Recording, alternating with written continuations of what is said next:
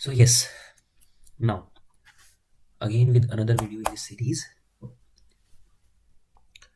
So एक सवाल है जो कि इंटरव्यूअर आपसे कर सकता है कि जावास्क्रिप्ट में हम वैल्यूज जो पास करते हैं वो बाय वैल्यू करते हैं या फिर बाय रेफरेंस करते हैं. ठीक है. So for example we have a variable, okay, which is like variable CPC copy paste coder के लिए मैं यूज करूंगा इसमें बार बार, तो इसकी आदत डाल लो. उसके बाद एक फंक्शन है. ठीक. फंक्शन सीपीसी है. ठीक है. वेरिएबल को कुछ और बना देते हैं. ठीक है. तो वेरिएबल ए है, एक फंक्शन सीपीसी है, उसके अंदर मैं ए को पास कर रहा हूँ. ठीक. चलो, सो ये मेरा हो गया. अब ये ए जो है ये पास बाय वैल्यू करा है मैंने या पास बाय रेफरेंस करा है. सो इसका आंसर जो है वो ये होता है कि जावा स्क्रिप्ट में डेटा टाइप्स होते हैं. कुछ डेटा टाइप्स होते हैं primitive data types. Okay. Now ये primitive data types basically JavaScript में कौन कौन से होते हैं. पहले तो डेटा टाइप्स कौन कौन से होते हैं ये देख लो. दिख रहा है? Object, arrays, numbers, Boolean, string. अब ये सारे डेटा टाइप्स नहीं है, कभी इन सबको समझो, बट इसमें से मैंने चुन के बता दिया. बट अभी मैं बताता हूँ कि इसमें से प्रिमिटिव डेटा टाइप्स कौन से. सो अपना पहला primitive data type which is a string. Okay. Now this string. Okay. ये क्या होता है सबको पता है. Nothing but a string. So basically कुछ भी डबल कोट्स के अंदर या सिंगल कोट्स के अंदर आप लिखोगे जावास्क्रिप्ट में वो मेरा स्ट्रिंग होगा. ठीक है. Second is number. ठीक. नंबर इज अ नंबर, इसके बारे में बताने की जरूरत नहीं है. Another is Boolean. ठीक. ना बुलियन क्या है? जीरो या वन, ट्रू या फॉल्स. बेसिकली यही चीज होती है, या तो जीरो या वन. जीरो मतलब फॉल्स, वन मतलब ट्रू. ट्रू या फॉल्स. तो बुलियन दो के अलावा कुछ नहीं हो सकता. इधर ट्रू अदरवाइज फॉल्स, इधर फॉल्स अदरवाइज ट्रू. जीरो या वन. ठीक है. Now another is undefined. Now this is a primitive data type in JavaScript. So basically undefined क्या होता है? JavaScript का वेरिएबल है. ये फॉर एग्जांपल मैंने यहां पर ये डिक्लेयर करा. ठीक. वेरिएबल ए.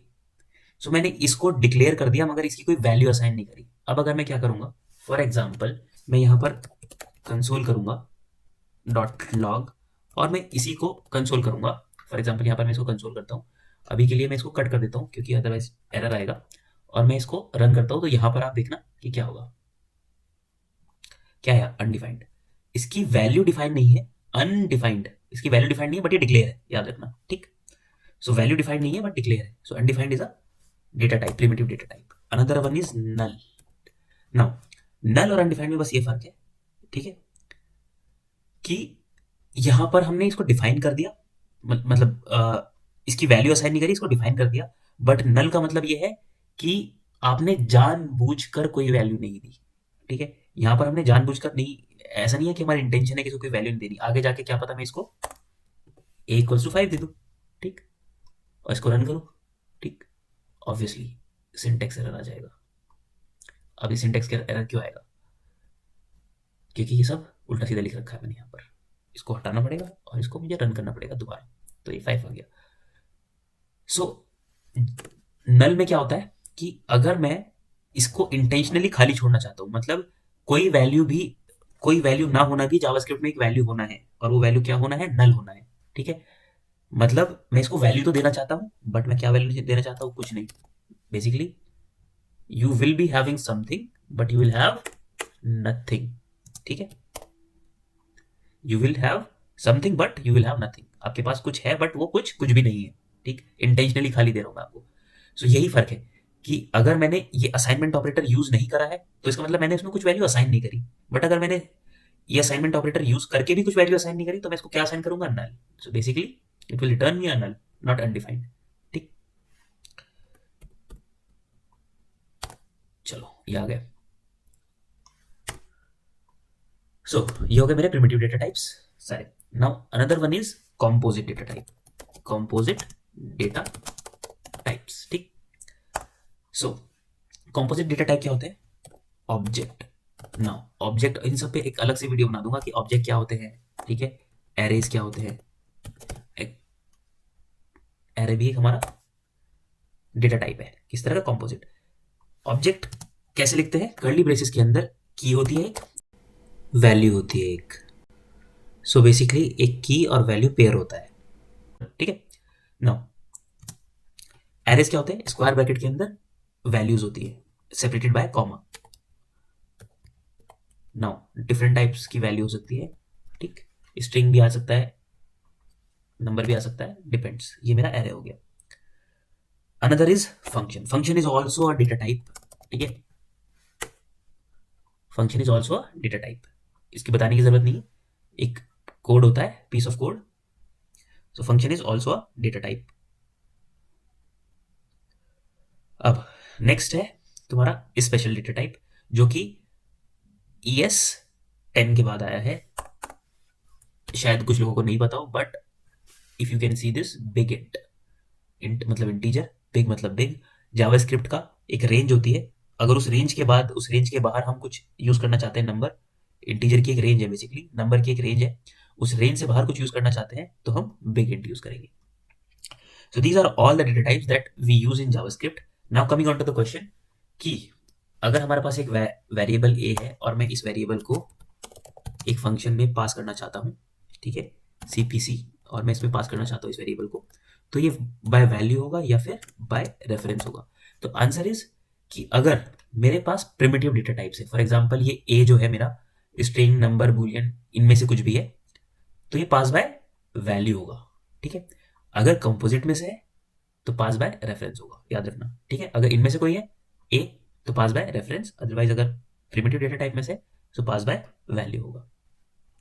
सो ये चीज क्लियर हो गई।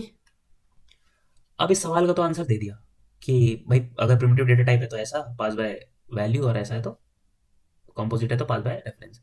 अब मुझे ये बताओ कि पास बाय वैल्यू क्या होता है, पास बाय रेफरेंस क्या होता है।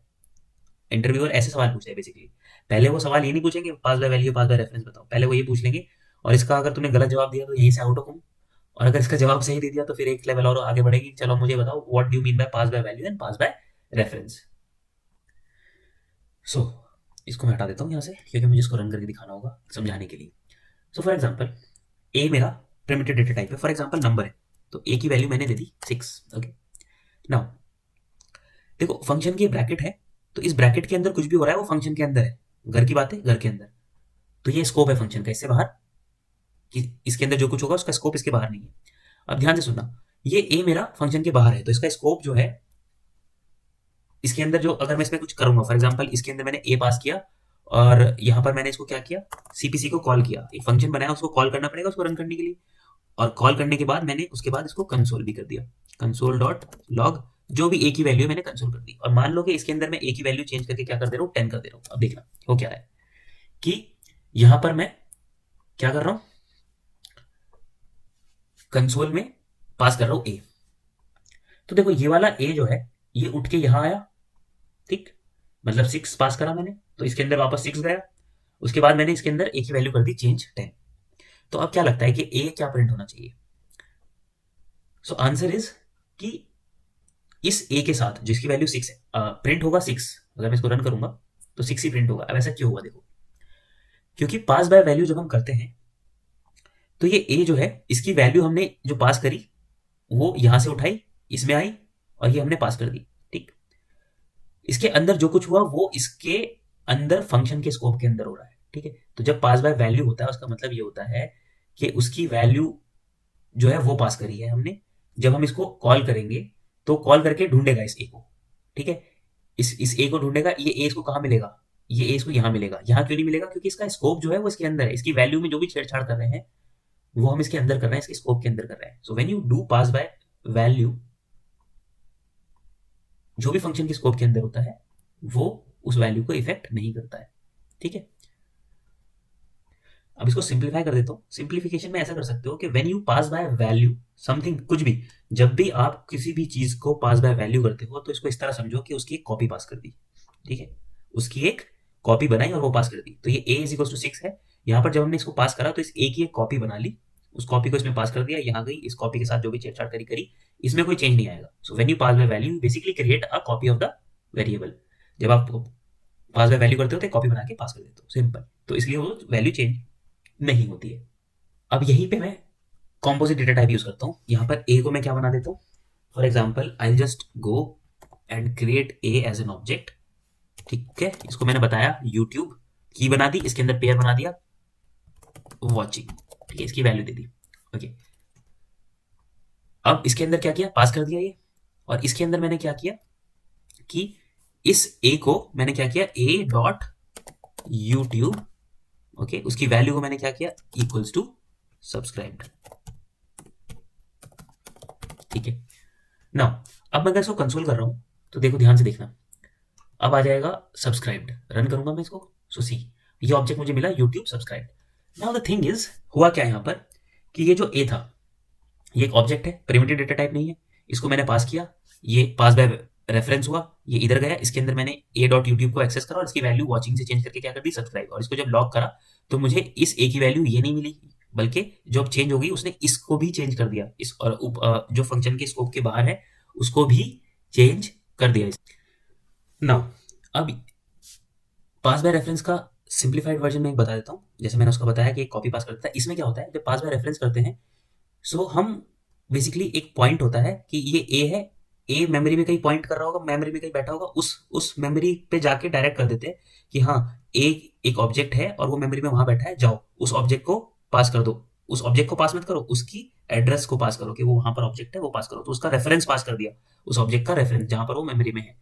अब जब वो रेफरेंस इसको पास कर दिया तो वहां से हम जो भी उसके वैल्यू उठाएंगे वो उसी ऑब्जेक्ट की वैल्यू उठाएंगे ना, एक घर का एड्रेस दे दिया कि जाओ इस घर में ये यूट्यूब करके रहता है एक इंसान, अब उस घर पे जाके मैं उस यूट्यूब इंसान को बुलाऊंगा, ठीक है, तो उसी घर में से वही यूट्यूब निकलेगा ना जो वहां पर रहता है, कोई दूसरा तो नहीं निकलेगा, उसकी कॉपी तो नहीं निकलेगी।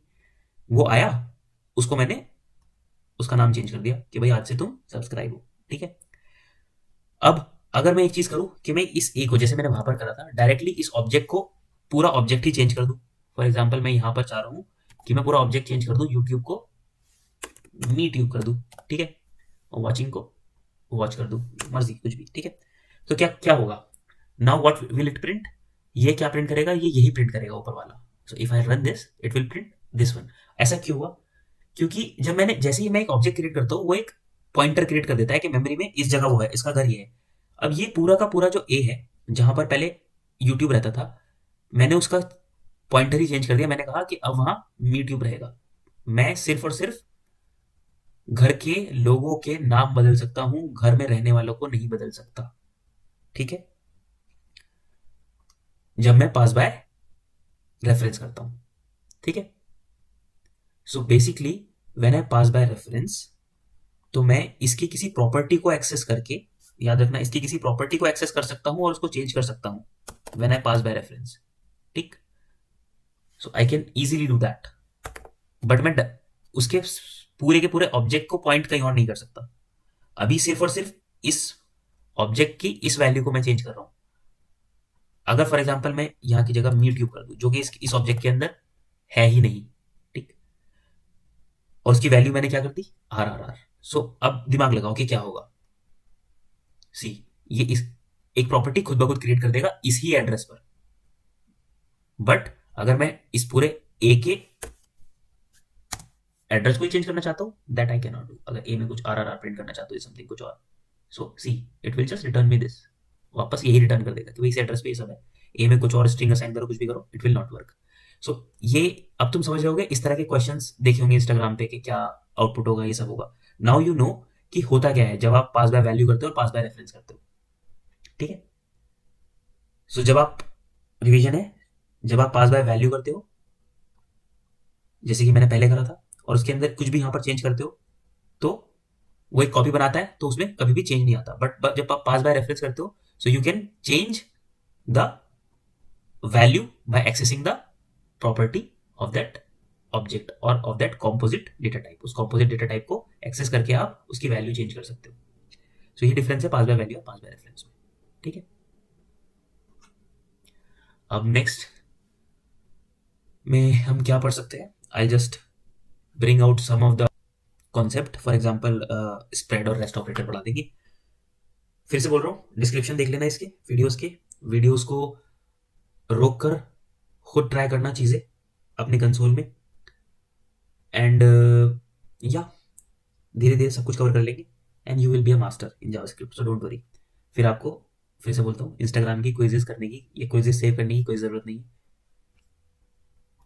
सो मिलते हैं नेक्स्ट वीडियो में, तब तक के लिए पढ़ते रहो।